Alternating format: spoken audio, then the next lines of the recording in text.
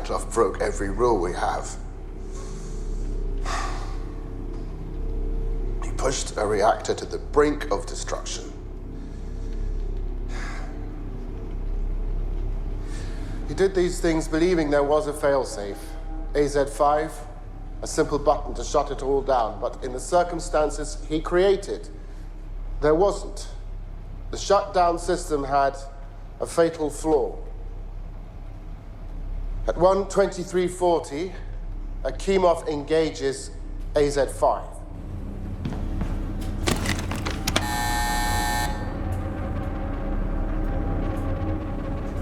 The fully withdrawn control rods begin moving back into the reactor. These rods are made of boron, which reduces reactivity, but not the tips. The tips are made of graphite, which accelerates reactivity. Why?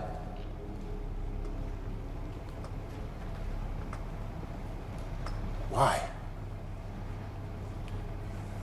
For the same reason our reactors do not have containment buildings around them, like those in the West. For the same reason we don't use properly enriched fuel in our cores. For the same reason we are the only nation that builds water-cooled, graphite-moderated reactors with a positive void coefficient.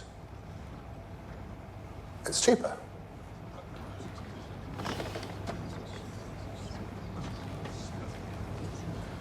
The first part of the rods that enter the core are the graphite tips, and when they do, the reaction in the core, which had been rising, skyrockets.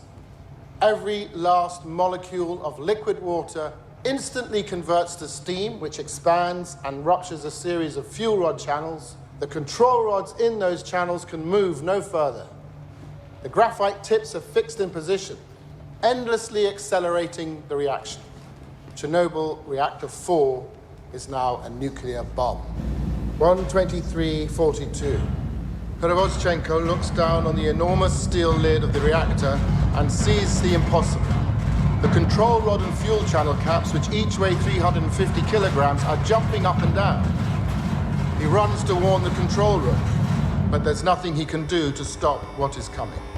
1:23:44. The steam blows more fuel channels apart. We do not know how high the power went. We only know the final reading. Reactor 4, designed to operate at 3,200 megawatts, went beyond 33,000.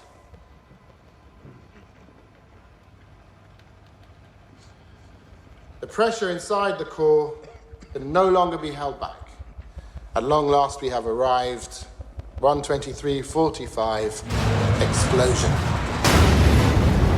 In the instant the lid is thrown off the reactor, oxygen rushes in. It combines with hydrogen and superheated graphite. The chain of disaster is now complete.